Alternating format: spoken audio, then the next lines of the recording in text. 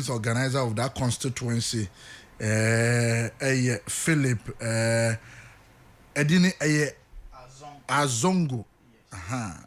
Nkrofobia pronounce Adongo. Zetra nkrofo spelling mistake D. Aha. Azongo. Okay, Azong. Okay. But because on say Techemano. Yeah. Okay. Oh, okay. Ono a youth organizer the man NDC Amanyoko in the Asante Mampong. Anche bianso so Chakas Derek and so Baba Cancer ono so a youth organizer at the man this year a war Kwabenya Don Kwabenya constituency na fe ya ni omodi nkomo. Enti Philip Asante Mantem say Yankopon adom. Ja wadom yama bibia koyie cause de na Ghana fo sun epe eye omampani John Dramani Mahama no asaka ye nim se ne bohye ogusu a oye te se oba otimi se Ghana ankasa ajo se wa otimi de wani to form a otimi se Ghana se ne na ase pressure wo krom no ase eso ajo kakra eti obedu Asante Mantemu a anigye kakra ewo ho pa efri se wohwe ba appointments a president emeki wa Asante region na think say year adwuma nti Asante region there I can say na nche hobeba be NDC stronghold because looking at certain things are isi aircon Asante region betimi aye good area ma NDC amanyoko nti Asante region there hoboko one baby a wo free poti Asante Mampong munyina mo yakontonchi this year. Yes. Asante Mampong sisi asemene wo ka say I have been in Mampong for a couple of times. Sure. More challenges I would do I was Asante Mampong. Couple with the first say and mo ababenya mu MC was Asante Mampong sisi. What have been the biggest challenge within Asante Mampong na my imagine say as a party we better tackle the first. But first of all, the relationship between the party executives and AFE mu MC to say very positive, very positive because one thing is Honorable Yusuf Yakubu aye omampani aboni din say omeye eye ninsi anamu e Asante Mampong no think say the na grassroots no air pa na omampani de de ma oba ye nso so short time 2 months in office no I don't think say watenase think say challenges say na wusika no a lot of projects are starting year 2016 2017 2018 to 2024 aka honini na no oba ye within 2 weeks in office no wakoto akwa visit sa places ni na I think say a democrat start here adwuma start here yes o se ne be ya adwuma betimi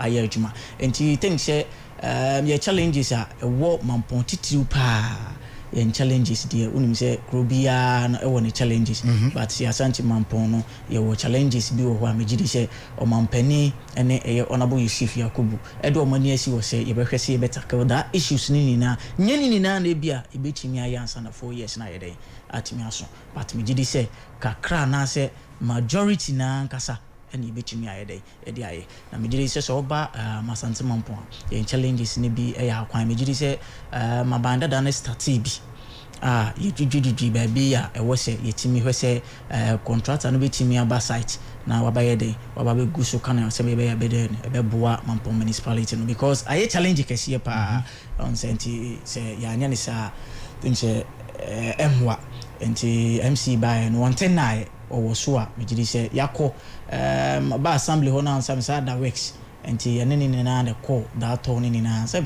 so ni say misai assembly member enti me da works ti ene no sa call that rounds ni na megidi say watie na so pam announce president so discover megidi say sa projects ni na 24-hour marketing so yakwa akọ site no market ho no ya ye say think say bibia guna kwan so fe se ne be ya omampani botaye on say omampani ni second boy ya waba no say bibiu we say this time ne ho aye hu we say no na dia wo ye bia no de hye eto so say ade we open within 1 year na 1.5 year person say ade we uwie every say or the whole scare bad ya me nyi say was a delay kra nti me gidi say niema a yabobɔ so ye kohia ye niema a yabobɔ so ni nyina no menchiremu no kire say ho sika ene ho akade ni na ye dai e dia ba me gidi say ye beto aso ahwɛ say sa anwuma ni nyina be kɔso na ma party na ye dai etimi awo aban ma de a che sa hanso so ne be ma party no aba akono o Asantema every say o drum pempensu bi ma na o ka say me shine this atare wa Asantema mpoma na akwakoye bibia ho but enne baby obefa bia no enne nipa niema ase on say enkane no obi hu ni say me belonging to this political party to convince that person to different political party no na ayedin every say hu ni say hwa na yese menye dey menwo but so ba NDC a me say imputu djuma be bre na ya ye de ba Asantema mpom enti on a specific basis no answer be specific mo MC no odi can buy ye boni din ansana da sebre onya ne baby ko ya na say da sebre free one ansana ye boni me me aka ne she edin bie ni ho a ye boy ansana da sebre free edin bie ni ho a ye boy ansana da sebre free the enimu ane she edin ane asometi from region akwa national edin bie ni ho a ye boy the wom ne she woni mama no sem obi a wo contest bibia betimi aginja ne ground so say mo meye say bia me ye de mam ye de say ne be ya be create tension no obi wo ho so so wo de test ground hunu say ne etie e wo constituency because of ya man say me nim sare o call baby mu na say wo hwa e wo so hunu hwa wo gina bre wo party nim e wo say ade na wo ko no benya ana wo nya na wo mo no kura na mo ho no so mo ta wachi ana so mo nye de o mo ta wachi enti I think say eno no na e kokoso bia ye mu bi pie ya ye ka se eno no de eye atesem enti ma efomfo no emfa no se eno sa enti issue se ye no I think say that's a breath free ye ni na ekodidi nkomo I think say dey tutu ye ansana that's a breath yankopon to nsa frɛ no I think say na edin bia ni ho a na apie na Honorable Yusuf ni emo ni di chairman Kamara ni emo bi te say omo na omo ka ho ni na bia ni ho a na yate ni din say party na boni din wo be but you are also agree with me say after say edin buy you know nipa say otiso no edin buy you know it never went well with some of the constituency executives in the no on say constituency no no na amanyo say make say amanyo sem die nipa 6 8 any di kan e fa for and this you could disqualify 6 ewo says 5 a free you can say region na be ka 3 say 3 na ye den ya obia wo enkrofo edinachi nipa 3 na ye den ya obia wo say we die say ka we nya MC na may right handed to the person menyan sa was one tentem enti say nipa 3 na ye den ya no mo wo enkrofo ye den ewo munti ye den na se yekobo baako a den ya ne other side no ebe nwinwi but the dey wo mu ne she the day a president ebo eye Honorable Yusuf Yakubu din ni ehun ni say eye confirmed e bae no two other aspirants na no mo kan ho mo ni na pen e kan no ho e mo call rounds even through the chairman of the party na no odimu bi no and then they call rounds all the assembly members and make sure say baby a obekwa ahemfie baby a woso woku bia woni ne call ye till the day of confirmation as we speak sa sem we nyina sie ebra na dasibre no we free man na so no chance so that dasibre free man na di neighbor okay on say time aya prepare ndi obi anam na akwan obi an so de no ko kire dasibre on say ensem no time na woni me kasa ya to da ye kasa no nsem ka kire say media houses ni bi no e da ne nhyem na ensem no se na esitie na afi dasibre efre ye no on say most I me ka se enye ne mani na ahemfie esi hwa ye de ba bonten upon say ye swade but baby ampenu nyame adom epiapia ye duro ya ben penidie no die anase ye di penidie no die ne ma bia na kosi bo baby ye de kwa bonten because that's a bread free na kwasi de no enye se e bia de esi ni ntia akwasi de bia that's a bread to nsa frɛ eye party bia me yeko but we de na issue na aba enti oboso na nwumre no na nubre no ye mu bi se enje sa frame ye koy em ye the videos any letter na edi adanse se ebi mu se omo mpe no de na ema oje letter no hwe ni mani na no se na we free hen ko free ma himfia nti obete nneɛma ase ye di nkomo kakra ko nanim ma na busa me questions be 3 because na youth na akọ se nti as youth organizer dey den ye da se bre busa me questions be 3 me na no me kire ni mu ama na ti ase wo say eye sad ya se ne kan fa ye ho kra asa na da se bre be ko ne kra chi ne na wotwe so enti nsɛm no bi wo ho a ti na me ka se wo be yepini niema me bibia na obekomu a wo so de ba abonten mo be ka chenze da se bre se on senti no ka bibi se ye wo ba bi wo se ohene fomu a fa chemi ma no simuna so se ohene bi efomu a no o ka asem bi a ono no ntimi ma bedwam e me ka se me na me ka ye batmatwe asan so we study side na sentiment e be ye den gi se wo na wo ye no wo gitum saa so wo kona solution kra ba wo so wo ka wo saa those around people even know so say me ne ebia nipa asem asi ensem ye kokan no yesi but say wontimi nsan for hene says or hene na ba be kan to won ko back nko kase ana we yakọ kase we nko back nko kase eno de esi ba bia ada enti me gidi say ye ne da ase bre ko no go term na ti ansa na da ase bre kra nyankopon eto ne sai den e de free na problem bia no but just say enti ase na ebi mu anya ene won e peke nsem no de we na mu si edem tuma fi bi front at asem no ene ma asem no kwaje tra but enne wo bedru eye mampon a wo be hwe MC ne MP ankasa ntem kra na think say nipa bebre na nim say MP ne MC ntem their issues but wo bedru I think say last week wo ba bedru na ya kan say honorable aprechu no aba MC office no mo dwene kwan ye be fa so a mampon niema bi a aban no pese ye for agenda ya kan say reset agenda ene 24-hour economy no ne sa hihye ye fa ho ni na think say omoto ho no mo susu kwan ye be fa so e betimi aye rules no kwan ye betima fa so de contractor na sa baba ka na ba be ya mampon the thing say ade a ye ni na ye pe ene ya no Nana Jakuma difie ene MC e wontem tse yankopon adom omontem ye problem bi ene o de obey pa because de oye bia no to nsa frɛ eye MC nso nti bibia se oba within short time ya onti bibia se o consult oba hema because ontimi mpatu nya de abra oba hema o enti de omoye ni na me gide se last 2 weeks na oba hema ato nsa frɛ eye MC amana ko se niema bi se ni mo se onhwe no mo ndi kan ye den entaka don hwe se bit ma boa mampon kro me gidi se ahemfo mo mampon ni na ne mpatam ni na hwe se mampon betimi atumpon obi enu ho against mampon hima ni against baby obi a mema muso mechia oba hema oni problem kra on se asem ni bi wo ho na se eba the way obi besimi aka no the way obi besimi atem aya na different enti entem de omontem ye pa do beka so omontem ne bia na otwantro omontem ye pa je se bia wo mewo ba wo be wo mo so omontem ye pa ena nye se kataso mu aso na se mo penifo fa nche mi se ai ti se na ntubini se bia esoro na ye na no da be omontem ye pa omontem ye so wotie the argument and crofo ye se wo hwe the current MC or no contest here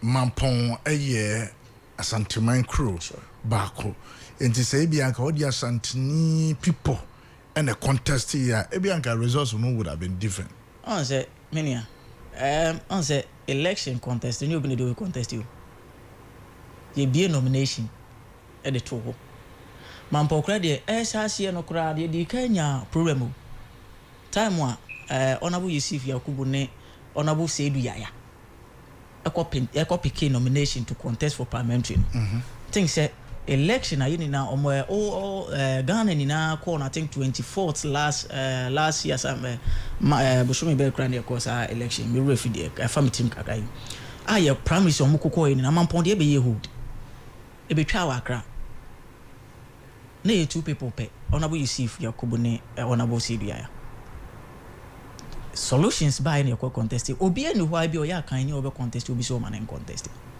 by that time na akwanya da ho nipa tu pay we nko an contest ye enti enye se ebia obi na ebe contest na obi si and I say ehoruna it wasn't attractive to the real indigenous that time no what I can see for fatness that time na to sika because yen constituency ne constituency finances na ya na edin just one akopɛ resource more ba nte duru ne saa na obi ahwe na chi na akopeke na untime nya ubejai because that time we saw where ya o peke ye can say nomination for I think 50,000 and some be campaign enti obu ho na so nya on ha no ho enti ama ba bia da nipa tu pe we na ko fa nomination ya we say senka sa nipa 80 kura anka edu MC no mu show up no obi mu kura ho a after MC ne ba kura ne yeye hu no monye party for omunye party for mint na ba bia ankoka so omunye party for because me nim nipa na asase pa cha so te meche na sia ba sa nipa na ye mu bi say kura ne ye ni hu ni say wo ni kura mpoda but ye constituency executive member but na bi ni bi hu no enti say nka time a akwanya bia wo call election wan go campaign me ana Davi who did you making me ko so say ni say afu onye omo ba nyina dia me che say me nka so mu nyina ye party ma mo ye delegate omo to obi ho no mo a na enye kro nim na no ye na manyo sem so ti ase ebi mo ho a na ye ho na no mo ye omo sem enti say enne edu sa na se dipa na contest be de wo hu so what the meche na say me constituency no amana bie ni ho minimum amana bie ni mampon constituency mu a minimum this e bi afi na nne no mo meti ha na e bi o mo te sa amana no dia amana bie ni ho amenimu but ankrofo no ni na ba but time wanka ye ko promise no ena nkomu ni na mentimi nka se eno nti na bia obi mpe wo me kra me my involve myself into this because I have been a youth organizer and I make sure say the be appointing ni bia me ne ba ye adwuma aboa se president no enhyehyɛ ye no beti ma ye den aye adwuma nti me ubuso mo promise na man do candidate be achi sounds na MC ne ba I was just quiet to see say the president in bed at the February enti nyase obi ba no obi ampe no na omo no nyina no be contest na that time na two scandal mama but enne no ekoba no obi nso amfa ho omo ko region no na pe omo vet no omo ko ye na ko disqualify omo enye yen yo ye constituency yenye vet no ho constituency de ne hye ye beton form mama obi bia obeba kuta ne party card mra na kire ne so mra party ni hia ni na wa form pepepe ye de be ma no omo nso mbe peki ye no party mra na na bo mo ho ban ni na no omo ba no DS omo hia ni na documents ani hia ni na omo de bai to be there so on ton form ma nti san microphone ni na nya omo fo pass it through but vetting ground no and they disqualify even na one no form no mo ton ai 1500 1500 I think one honorable Binta Fatima ono credit disqualify no you can say region no obey 2019 or contested for parliamentary candidate okay e wo mampon one Dr. Frank Amako Hene the minister current minister for Asante region one in the call that contest with and the former MC honorable Kwadu Abuosu so be kan honorable Kwadu Abuosu one in the call that contest but ono Okuduru region no pe party no hye ya na say the course region no ye disqualify sankrofo we ni na be kan ni patre no mo koy but party no utie general national chairman na we say eduru ba bi no omo hu ni say e bi obi wo ho a na odo obi no obi enti twanchia bi ba ubetumi de o documents abakra but omo state ni sa wu but ncheche mu no omo ahye da ma na nko deep nyesa nipa 1000 kra na contest in the disqualify mu na be so omo ho ba national nti omo hu how omo still try that strategy ni na ye eti se ne akoduru mpempen so obi na sese ye bodin a me ne hwan se me dum akwa stop say ma president mo side we edi na baba bi enu ho na ye betimi akwa si ho kwan say ye mo side ni ma but na mo choice na ye choice among encrofo miensa na aka anka president betimi aba obi edin no na mo woni patutu bi a ye born di anka mo pe se na president abo se ni patron de no mbe obi no ye okay on se eno na party no shortlisted region ina anka sa vetting no wodi ama ye say sa 3 list we and they call national dede na amrante ne ye no dimi ensa we tie ko duru ye na na fe different issues ne nsem bia ba ho a afi omo tin nsem foforo no ene ma omo ba afo mo be yes ade but I think say emro mo ni say e ya atesem ne mfa nya hwe no think say ahodi water bia mo hye no ma wo mo party office so sancrofo no mo ye na what me a che o Yes, from Munina part police headquarters. Emma send your nurse ne fata biano. Think say it me because send fata say because a Japadi asay o ma hye no ma. On say enti one more sato anamad yo makoko gina mrenim. Sure. Ade bia say free who bia no. You place in the back with them. And then no see no think say obia na camera capture na trace no you part of this ade bia ne from. And I send you on say see buy and I think say be mo see a ship at office ya she say but na entisa. Na the inside one kunyani bi ni table bi na omo yede omo yi ya omo beshi ense emfata bi kura mpon sida NDC MPP kura ye nko da ye ntem ye pa atemampon enti we ni si ye no ye ni ane na ade ba ko na ha ye nkese ma ikohia da sebre ye this pa na John say yes na e good asebre ho yes anzo kura na ye regional minister anzo kura o enti mrante na mo yes ade na ha ye nkese pa no ade na ha ye nkese pa se sa de ko so wuku ada no ene ye ba ya ye bechire mu ka se ya atesem nti omomo makoma mra fom edin bia president bebe bia na ye ni si den ewo na ya wada so think say yem kra de na me wo school credit exams think say me say sa no akoso to me we exams people na na say me timi ba na me be join no na ye calm no down na ye timi make sure say me be dru ye ho no kra na sa ne mani ni na ye den akoso wi but enne me gidi say asundue ewo mampon pa yi ade me de krampo ye between the MC and the MP be mampon puntu a yini na ye hwehwe no e betimi akoso. We are youth organizer of the NDC. The problems are persistent as we speak in Mampong. So what kind of specifics are ojiri say MC betumi attack la the any area ben as an normal way. On say one in area ni bi no say na me dey ka fa ye kan say ya kwan think say no do mo wo so ana one challenger me gidi say esa ka ho pa how esimi ebetoto niema bi ti say ye market wo na say na me see che challenge kese pa edemaye how ye market wo ni city na ye challenge kese pa ko mampon say na mampon city no how ye sidi dwa no aya na entwa think say omugusu a eno so omo ye hu adwuma me gidi say na one challenge bi wo assembly ho no ma na ye big challenge ko free ye omo see blog no kura de see ho no na e ho sesan but I can tell you for a fact say MC buy no wasesa ho no ni na hye ho no ni na glasses ama ye ho kura look good youth nsusu a ewo mu no megiri say omampani enam initiatives bebree a wode baaye ne ngina think say etimi recruit youth ne nkakran megiri say ebema yen ha won kakran na ye wo no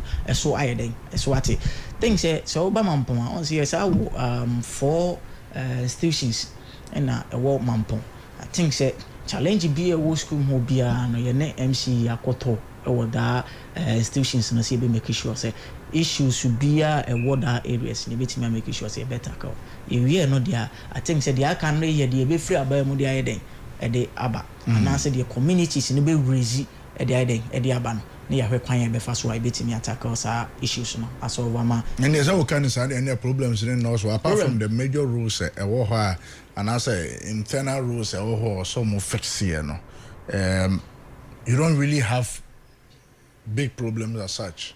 Oh, so say problems I na ha most areas no I na ye nshu ye nkania ye sane manema but I can tell you say you few communities na ebiasa issues no be there issues relating to sanitation e mampon to say I think say enye bad but enye 100% enti MC buy and I think say ya first general cleaning e mampon wa hyehyɛ ne sɛ busumi bia na ebetimi aye na make sure sɛ keep mampon clean agenda make mampon clean wono nso so ya idike aye first one I think say second one so ebia next month you room na ebesa aye sɛ ne be make sure sɛ sanitation be good e de wo mampon ko enti sanitation dia I think say yegu so see be on say Zoom Lions so issues no e baaye no ntafe no ma resolve afi no mo start recruitment I think so omo be kan ho no mo ye omo de no na se busumi bia se ne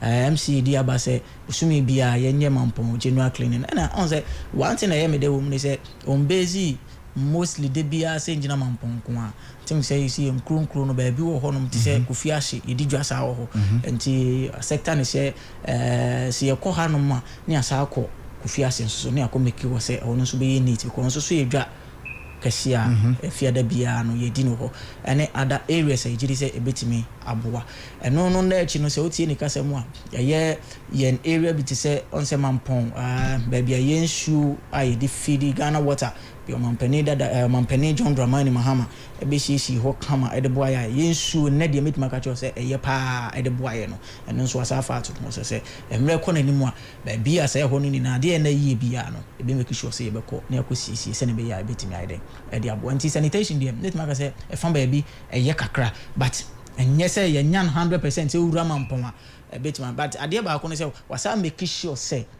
Jenny share no say make sure say obe provide I think say 3,000 you can say dustbins. Why say MC say obe making provision for 3,000 dustbins. Na ye the CCC areas say ne be ya ebetimi aboa with addition with motoken say ne be call rounds apeke ebia na cars na trucks na be ba be fa no enya available this motoken no ebetimi call rounds and make sure say ebe pick da beans na ye the CCC joints no say ne be ye betimi and make sure say mampon ahuni die no be den e be fa na ntoma pa ye den ye the friend think say was starting ye nti yes ye ta chiri say e be kwa ko wiye nti ta na chi say aduma wo ye bia no obi antenda minister Krampon tinda minister na ni wo ho pa bre bia we make sure say juma wo di no e be ko ye e de aboa nti as a youth organizer no hwe say nyuma we abobo ni dia say or to me achieve. Do you ever foresee the NDC claiming the seats of Mampong from MPP? You bet me. Because looking at the way Anyama sees some of Mampong, previous be quite election you could have 5,000. You quite election you could have 9,000. Then highest Dr. Frank Amakonhenia minister Obenya 14,070 votes. Now parliamentary candidate Abe Pule 15,000 and something. Yeah, honorable Yusuf Yakubu and the NMC Abe Pule Nidia. And she looking at certain things, you know. The range between the range also the current MC Opuli vote current MC Opuli 15,400 and something.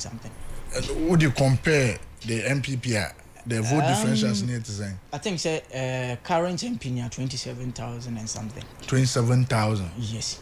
You know say difference no. And should I need to year juma year. Think say ebe ko yi e dia mai pa yes. See year juma yi. No so to me near my yi pa dia. Hopefully Mampong will turn one day for NDC. Yes, Mampong will turn green. Mampong better than green. Sure.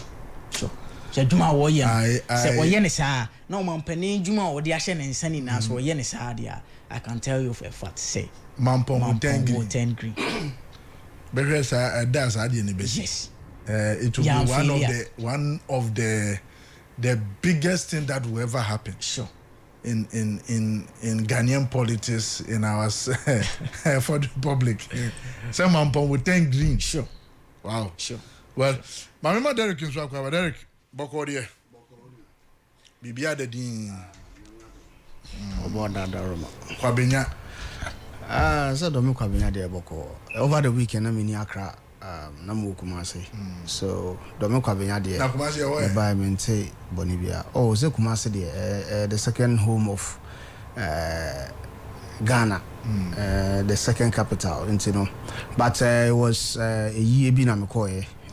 Some of the people are on my supporting party over the years, and they said you senior motiano. Into we told me Nikra, then I was off him. Who but who from him and off of him? Oh, me fafem, yeah, me fafem. Na me banana accident be a sequano so. Until quite block here, my tifa, baby, a more yes, I knew bypass. Yeah. Yet for how and you can go Timmy and near the day just say, no, a brand if I bear a pan. In your to say, Masaquano, sincerely. It was only your Wedgma. So the can say, near Shas, and it's just up to the next government awabano say or non so beto aso. So that is all we pray for. Say almost starting to be on friend a big push. I just hope say MBA to say I don't know say whether the big push Ashanti region the omunyan kate so bia o. Debbie. That's what. And let us also put it on record say from Accra to Kumasi no. And before is Accra to Kumasi, but Eastern region lies in between Accra and Kumasi. And you usher from somewhere Pokuasi the way be kwa. Now say every dia kwa ko pima Peja Junction no. Dual carriage. Yeah. Ena esamia ya ko pim se obedu nkoko. Ena nkoko bypass nso man say kakra kan ho dia ko edim kakra nso asa ko join. Yeah. And this year fan say each and every 2 years bia no. Ye be en said ye free Pokuasi ya ko ka Apeja Junction. Some guys say anka from here to Kumasi anka and drive carriage. So you can probably even drive 2 hours from here to Kumasi. Yeah, and idea because definitely o car is solid quadia or with me ako. And the accidents nisi bebre overtaking Yes. And our new cars here be almost be divorce. Toyota Voice. This is one will be careful. Munsu happen. But I think say na yes you enjoy yankwa ho kakra enkwa no hu hia in time de obekwa baba okoba na anti atiasefo ho na o kan say nti enkwa no hu hia. So I think that is one of the things, but for me personally I feel say Senkasa road no sa ban hena e be den I think it should be privatized na obi obefa so bia no etua bibi kakra for some time, because meaning say one crowd for be omo musika yeah the more mo betimi aya ma omo di to besi so omo begigi ho a ko sita mo beti o musika, because kwan hu hia pa kwan hu hia. But me say free so Dr. Brian Champon or say if you can't control your own people, how can you lead? Dr. Brian Champon. Yeah, ni edikan ma minchia do me kwabenya fo nyina Ghana fo nyina na MPP fo nyina so na your General Secretary Justin Frimpong Kodua oh definitely Kodua will come back again.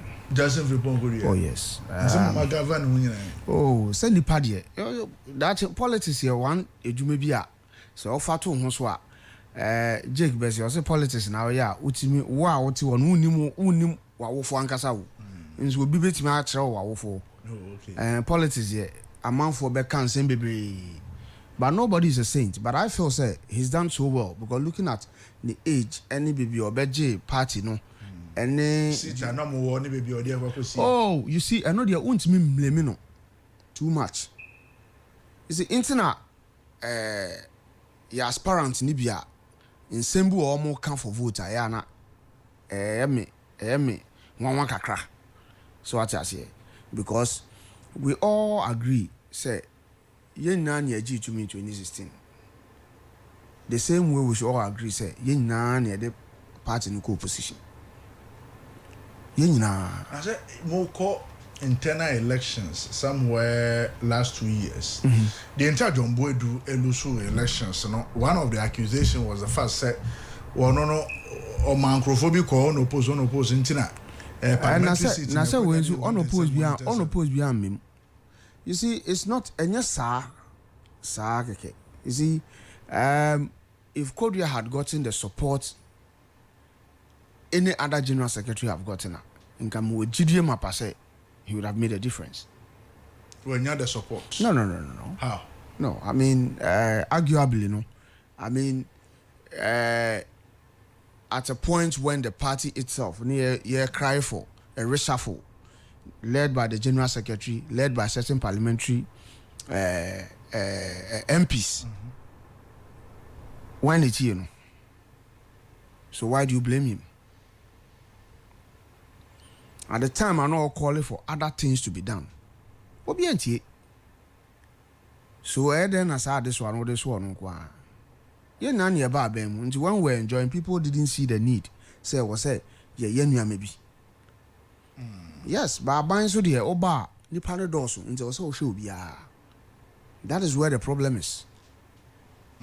Oh, now I'm saying chia honorable Sarah Joasafo and then papa 40 days. Okay. And I'm in black, so me here I'm a co-host straight. I'm more my hair. Legon. Legon. Legon. Yeah, no, I think one of the smallest park. Almost park, there's a culture park. Almost sending me invitation, so I'll look at it. I will Legon. So I know more 40 days, you know. So if you have a call, and I know say, Obieba, my constituency chairman, Makoko Junior, so ba. Or town. Waba or town. Me who say the P and after me. So I'm sure say or no so ba. You know, it's one of those. And then Monday, a busy day there, but the need a SFA so all the man. So I think say Apostle Joseph has done a lot, and he needs. We need to go and pay our last respect to him. It's an idea, no crack into that. All kind of I think Dr. Brian Champon, yes, but untimim fan shit unipa baku. He's also a victim. I don't know how can say. And I said Brian Champon is a victim. Nensa mo okekano, e bi ho a okano. Eno nso bi e wo so no ankasa nso opɛ a control mechanism towards himself. And then yes, because oh, that's the same baby. That's all Shasia Eddie. This tribal nyama baby. Or Shasia this our tribal and some sentiment you remove na the adeno. And only yamfanya yourself. So say on Crawford so attacking Crawford, so we are all in every constituency. Obiaka Nasem. So Nancy how to say video be baby moon switch I say.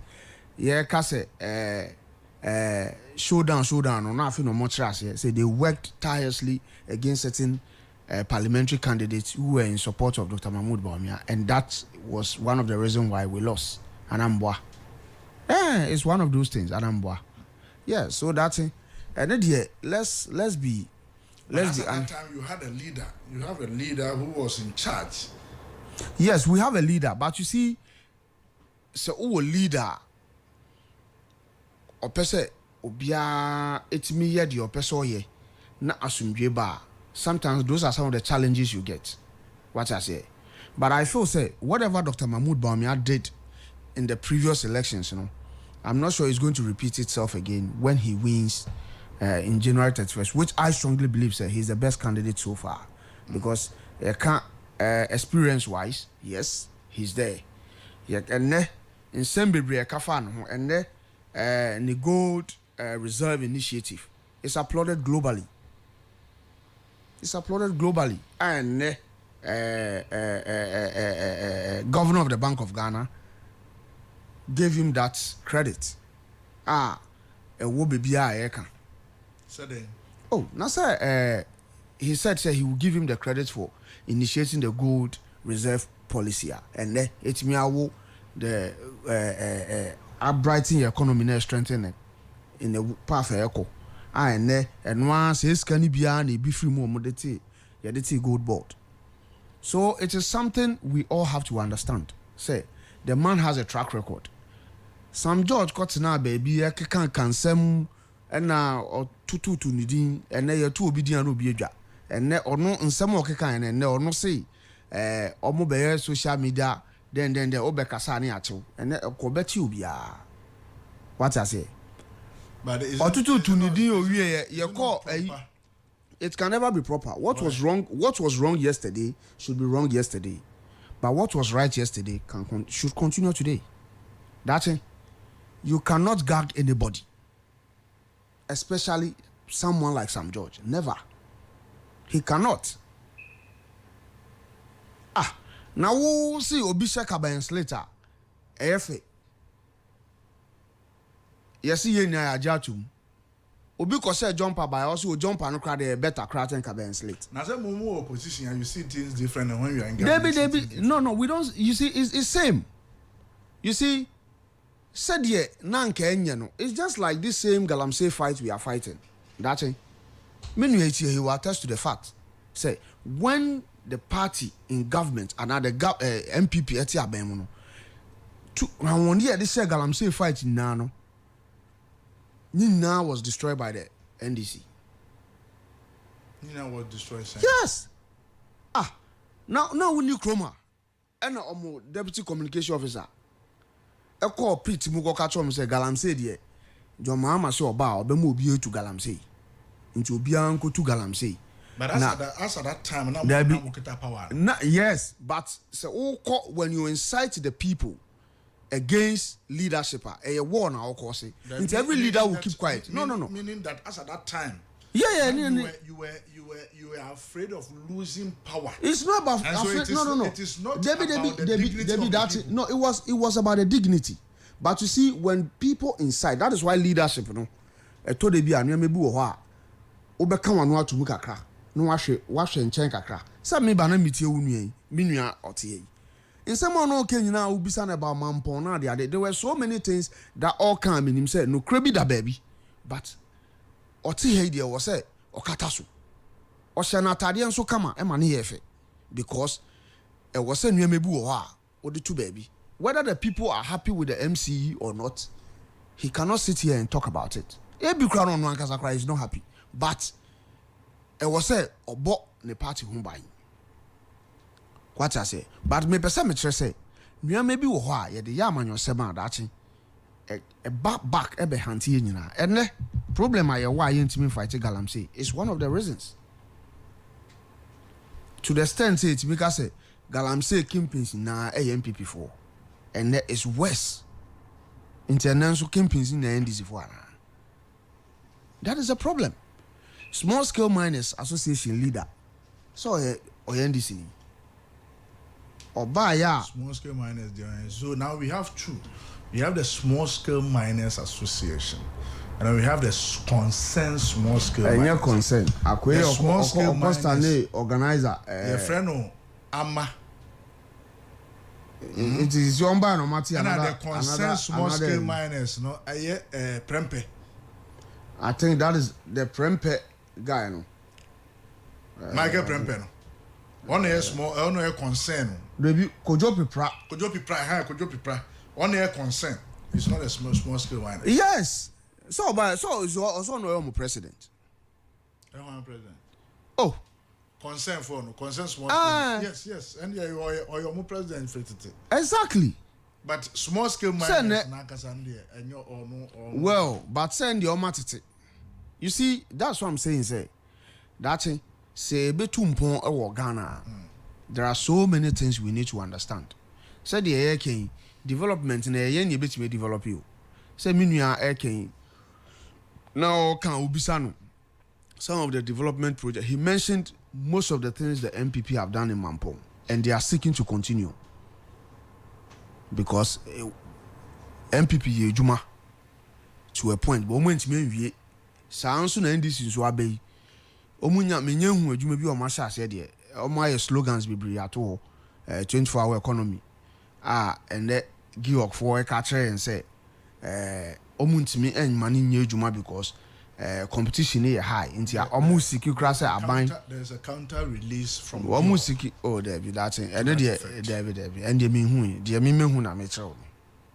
Can't an the mean but the mean na make catcher say this is their statement on the bar out. Our moka say they are even seeking for government so unbanning importation of certain yes.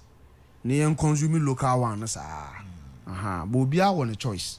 So until they are making none say that if as a mind you be moving forward, we need to go devoid of partisan politics. And no ne bet me aboa am ye chumpon as a mind. Na say ye kase ye akoha ye be wie no ye be nya a lot of issues one ha that no ye mebu no ye bebre because I'm sure say minwe he's aspiring to get to the top that na say yentimi amma foundations na anye yie said ye pena ye ne bebre because so what is somebody from Brian's camp, Kennedy Japan's camp, saying, say, look, there is something they've realized. Say, some element within the Baumia camp, they really come out to throw insult with the intuition. Say, credit Japan or Brown will come and respond. Now what you mean just to spoil their campaign. It is the reason why you have somebody like Kwesi Botwe and I think so Dr. Girl will come out and make certain pronouncements. So far, yes. I've not seen any insult from Kwesi Botwe. I've never seen any insult from Dr. Efua. The only thing I saw is a question Pius Henam Ajidi to say Dr. Mahmoud Bawumia lose election because he wasn't the people's choice. He wasn't too popular, which we also know we had close to about 2 million people who didn't go out to vote. And then ya something for they made sure the skirt and blouse thing worked. They worked against certain MPs who were aligned to Dr. Mahmoud Bawumia. What I say? Meanwhile, Pius, you are one of the reasons why party in the 2024 elections, because the party spent time and resources to defend some scandals around you. Near Australia scandals. A brand party ni ye jumano. Ne was so mujano mu defend it. Or no Pius, for instance, is not a parliamentary candidate. The previous parliamentary candidates had more vote than him. Now, Okatemi said, all parliamentary candidates now to constituency. It was a presidential candidate in the 3 votes, then you have no business being that parliamentary candidate. But if so, no votes from that constituency supersede that of the parliamentary candidate, is it not supposed to mean the parliamentary? No, the previous parliamentary candidate vote supersedes. Yes, make us say Enam Hajide's vote, for example, in his constituency, supersede Dr. Mahmoud Bawumia's vote in his constituency. It presupposes to me then Enam was popular in the constituency than his flag bearer. No, it means you see every flag bearer.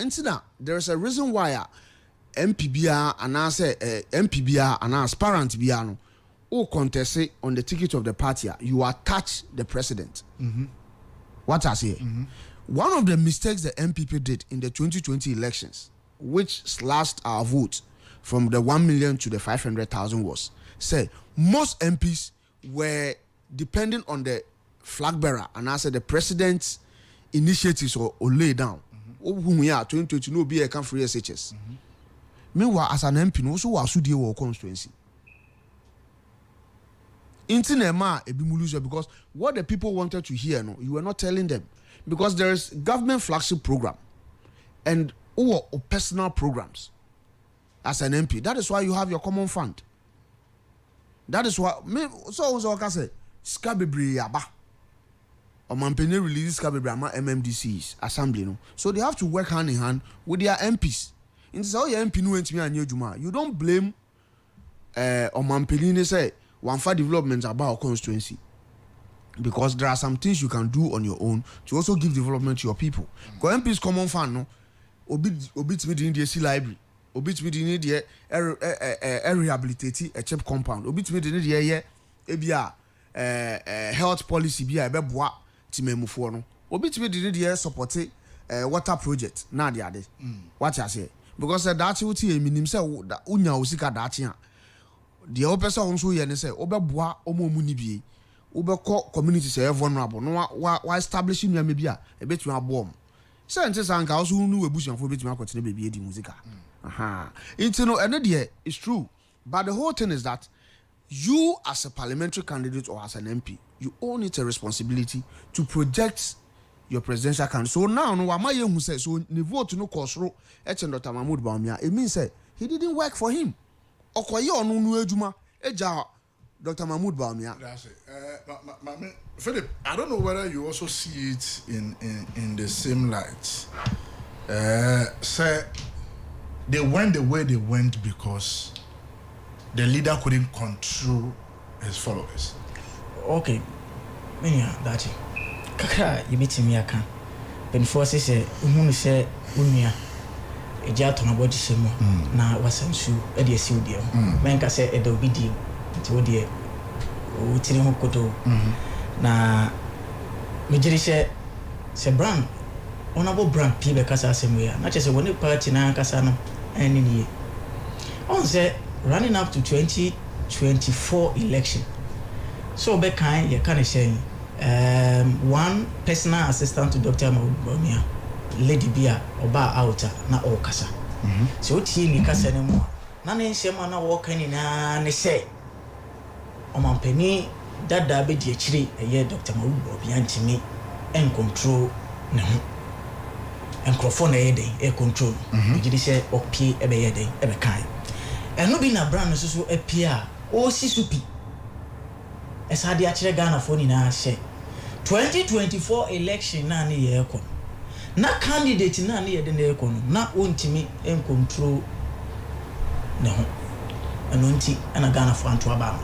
ento ono de obetimi ayeden a control but me tie ne nsem ne mu a waka se still na ekuta Dr. Mawumia yes waje na car no ne wheel e di kan no so wajeje think say enya ne kwanso ene so hwe Kena onso akwa ti se won na ye from ye kan se we ejamanso won sa perform ene Kena akwa yesa on kasa enka ne no kan na mo de ejamanso ato na wo de bedi ubat obeye di enti ne wo twen se ebekọ na akwa wie no wapie no wakasa won se ne wo hwe attack sha eba ni na wotie brana wo se wono ne ni team de omo wo se omo ba be unite no masa the respect ama nti ada aspirants ni na ne de enyesa but if free won che no mo ankasa mo hu no na sa de we ya start we ko gina no akase mo hu no yenya ye kan se original chairman from Bono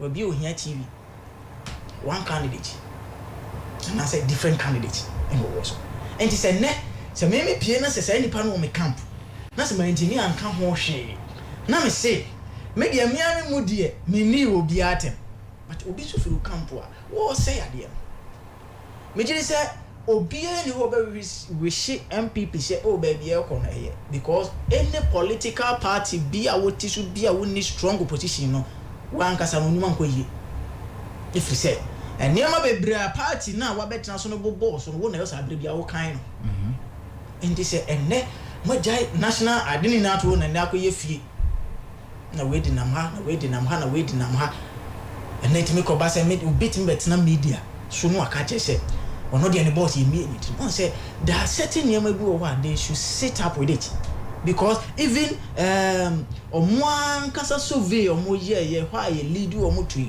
the lose 2024 no kra no ye buy no and now omwan kasa kra no omo njintu omo blame leaders na kasa omo ekwaye sade and ye best omo say omo make sure say omo runs na omo aye ko no make sure say 31st omo ko abato so omo ani omo ne ma yi a aden beje na MPP na say lead back to UP no and nothing na honorable Alan Kofor UP omo say jai ni na to om say honorable Alan eko if he say omo ni say baby anyama keka akọ no UP betimi asa akoba nti Alan na Alan be free movement for change UP betimi asa akoba oh are possible send the doctor kind are possible say MPP be sa akọ UP say afranto because looking at the way anyama see come what ye omunkomo na ene omu campaign I don't think say they are ready say Baku win others no will fall to join the train and some more come it doesn't show say Baku didn't kunim we are on say niema na say akoye say they have fall for one candidate one so the way party no structure na esitie na ene nsesaye ko ba ye ko ya amendment no akoba se e wo se ye ko to yi frag bear answer ya back to branch na meaning say ye pose someone on them which bebre no si form mo kan ho ase eti e be stress say juma pi omo ye se brand wo hunu say dia and your money campaign no enye jenim but se o ko duru baby na ka kire say on say ne na menua e kasa no kan on say ono start ye no see form no ne fotufo ne tu ne fo kwa he kura ko nya vu se bedoso if say we see form na no start with tribal way te kire no afutu ene ma ono ne ho ato no ande wosi from aye body no so think say the Thursday we I think say Obama mpo enti dia be sure mo ne say mo pese party no unite na say mo ka mo bom dia obi anko no nye ne campaign obi anko ka ho asem o mo mpeni abedi akire Dr. Mawumbami wa ye na adwuma e no say o say apese okobi saa so na Ken so serve party no to the certain level on so deserve so on so ba saa so na Brown so hwe na ho de on so aye engineer Komna Japan so hwe na ho de ye Dr. Educhum enso hwe na enne woto wo no yakwa kofa 10 cents of all candidates na no menim ye nim an 10 commandments of Bible enne pa wonya 10 cents na tin say engineer Komna Japan yes one na me hu send 10 cents obi our 10 cents so nipa 5 from they say 50 cents against the 5 candidates no and ne so what this 5 cents we and 10 cents we amodi achechire hu ni na mu wi a afa na mo kwa ka che say oh ensem na ye kan on say no na me say ama enne honorable Ken akwa te say jamanso waye di efi say emra wo si form okoka showdown o wie ye no ye say ni showdown no okoka ye nti na MPP do show ye ntele sa dia men ka showdown the mo kanka wo de just imagine say enka de lawyer abronye kafa ye kan say honorable Ken hu pa na ne oma hwi ema abontia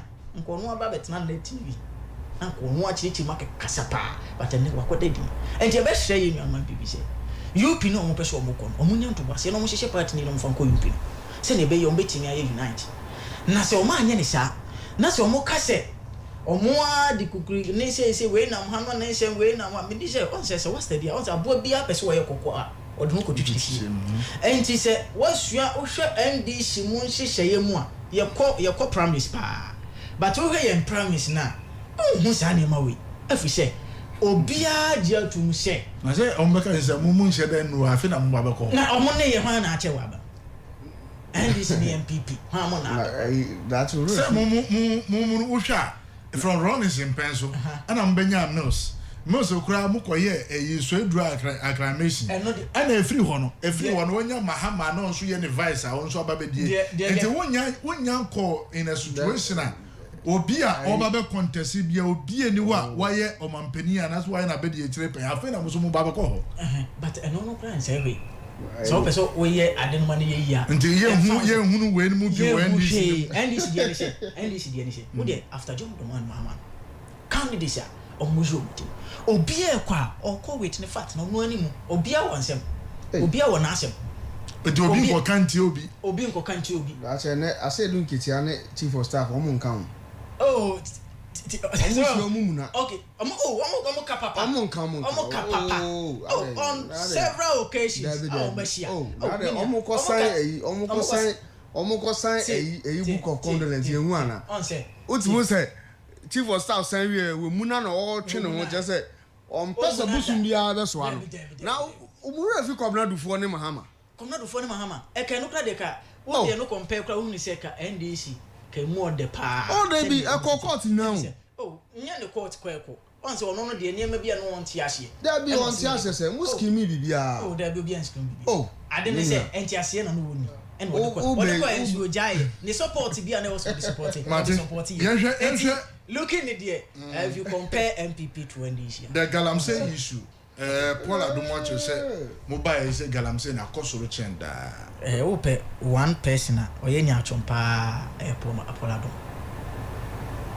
nyachompa Paul Adumoche oye nyacho on say kuna ye kuno ye Ghana ni na ye kusako if you say yensuo ni na ese ye foreign reserves ni na ese enti aban bia ba okun ye wo mamu hawo enra yawo eno mampani dada ka kire ye nse wo de ni presidency kura ye de eto online se wantimi anko anti a ono akura bi firi so ana na ntisa otimi ya na if you say ekono enye konketua but ye nya o mampani bia wodi kan be di ade ohu de wi ananie masitie na okotena ekire nyame se ko tena ekire fo wani hwe ne sabra na okotena ekire 8 good years no hu se sa wake ye ni say wake ye ni say betimi asi ado dem ho kwan a enne nipa na ba 10 months in office what ya da na me giri say baby a gala ekoso bia no o ma hye e di atoso say minister ho we hu ne say obi ye wo ho a me giri say ye ko ho mo ko attack season crofo ne ma me nua di adanse say ade ade ese ni na ye season crofo mo ye illegal mining na anu ba ka jo say o so ni mpenso o mo ye we ya bia nko no ti na me cho say task forces any niema e ko ye one yeti o man mu hawo ena ye ko tia sa niema ni na chairman of Asante region chairman to be yi go de ye ni ha ena former regional former you can say minister for natural resources jirapo be ka kire yen se onu apart even a contaminate en kura na ni lances e we se wura ho mo pe ni be clear jini be si ade na ho kwana eni ni na pola do china nya ho asema nka obi akwa ba obe ya ade ni yie na wa make sure say sa nyama na ekoso ni na ye nsizi ene ne ba bia undu bi obi ya no amu nim de wi na wo fo ba bia mrada bia na ye de na etotoso ne make sure say ba bia wo sense ase ne koda bia no e betimi akwa kata so ne ya je sa nyama ni na ade afre enye de Ghana for opinion na yensuo ni bebre wa Asante region ne ukwa I think enimu etete efise na eni no there is no way say ukọ na wonya no ni milo obetimi a differentiate milo within but enne ese say kakra ba fi say omampani ahye say obi e be chi wo sade no yetimi nka say anam yetimi betena nka say etu atwa kra a wura ma wonya eye den a ba bia yesu ebo na pese no ho so na bonsam ye de etutum ko nti eye den a enkrofo wo fo mo ye sade but akoye hye e dia to wo say obi bia benya no ho bia nti se for adom be catch dem say 2017 wo the way president still tackle no and then the way you tackle no upon all the slogans upon all the policies I the good what here the baby policies be na here and ya take operations omo ye forest guys ya take operations omo kwa make sure say omo ko bonds ase no ho ban and say next year yes the way mean say president ni listening president we initiate bibi se mon kona mko boye nsa ase ne ye kan se ye forestry no ho ba se ne bibi ti maboa eni me gidi se o tu na mo eti me gidi je opoladom o kire to ho a onko no nsa mra bi na ne nsem yi de o ye amya ko ka che ni se odi na fu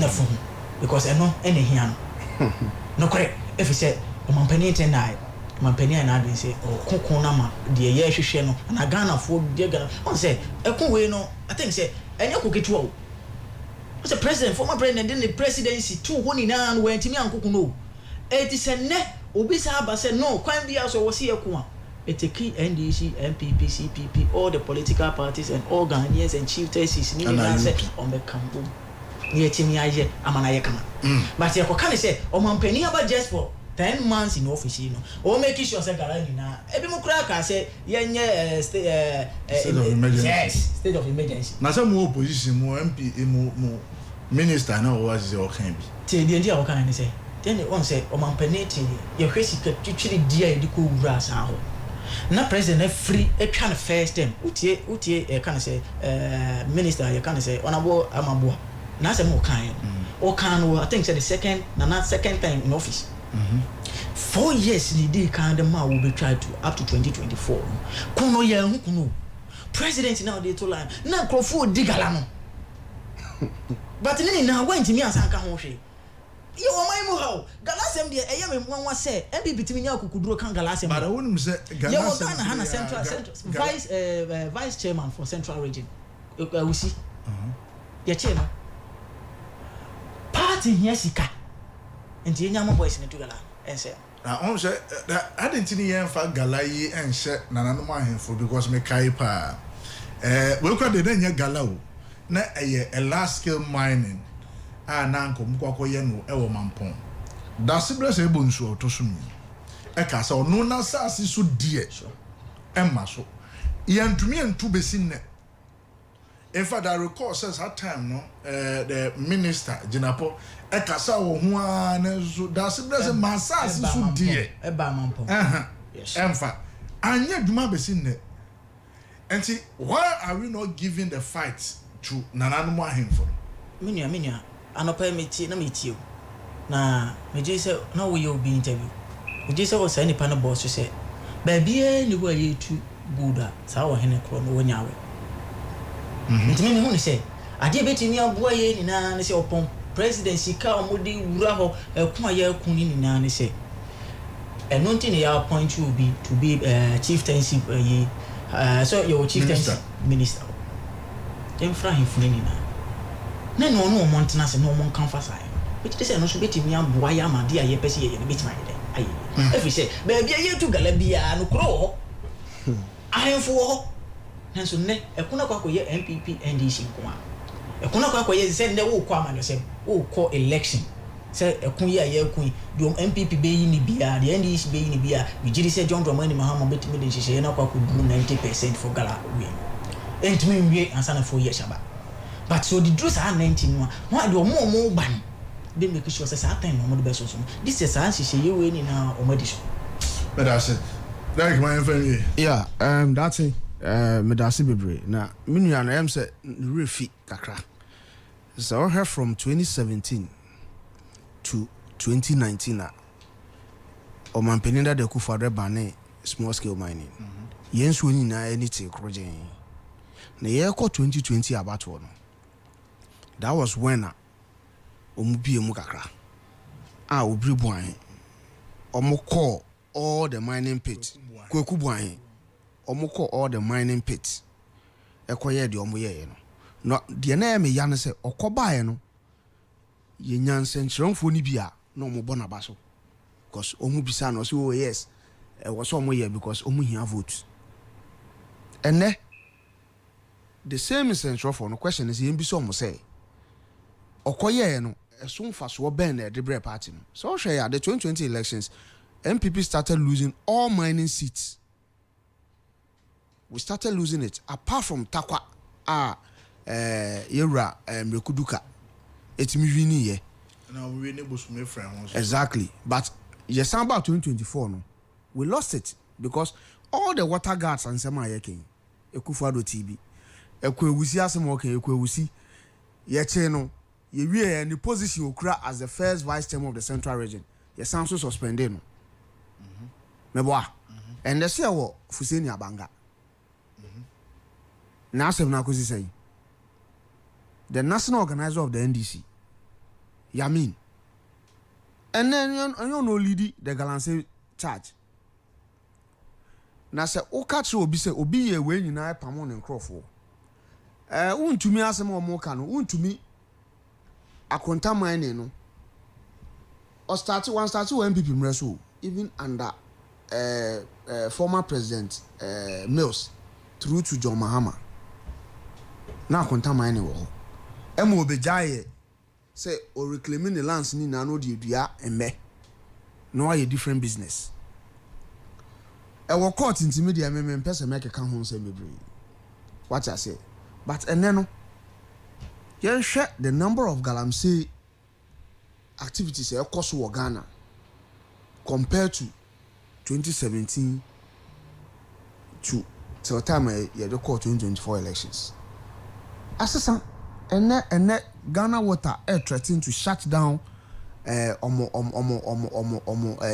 plants no omo water plants no because mercury na they didn't say and then the research say you nwane aye di krabante kontomre nyadwa intos is being affected by the galamsey activities e koso say over to the every can be say kontomre everything so what I say na me hu say na obisa say adenian farmer that was the strategy of omampeni abedichire Dr. Mahmoud Bawumia ni blueprint no if they can use between adapt here ebeboa because me gidi say me nue ya owo mampon osanso camp oye assembly member osanso kan planning committee hu ana engineer works hu it fall under them until before obenya lances no say works anymore they can have people to go and then omo aye form water guards adidas so na yete ya na yete say e man no kra no galamsey fo na nyenyem om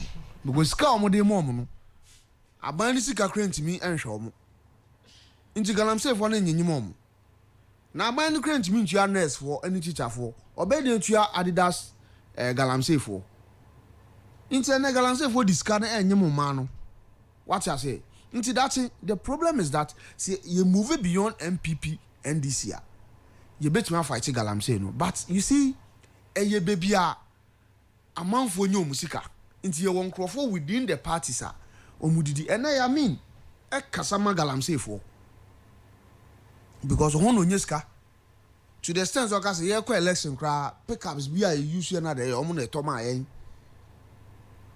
o se pickups a and NDC for the co-elections sika omo the co-elections galamsey for na dem om nti say wa ba obe na fight om so man penya is serious and ready so obe fight galamsey a nka opposition no ka state of emergency no nka ba ya nka o dey ato because Ekufuado to me banning for 2 years. Why can't you do same? Near streamline it. Because their own people are doing the work. Into one to me, that's it. There's no way on bet me. On to me. Because on bet me in Kobaya and Uncle the Besio. Lance Minister, Honorable Kofi Amabua. Okay, be state of emergency. How don't address your education can be?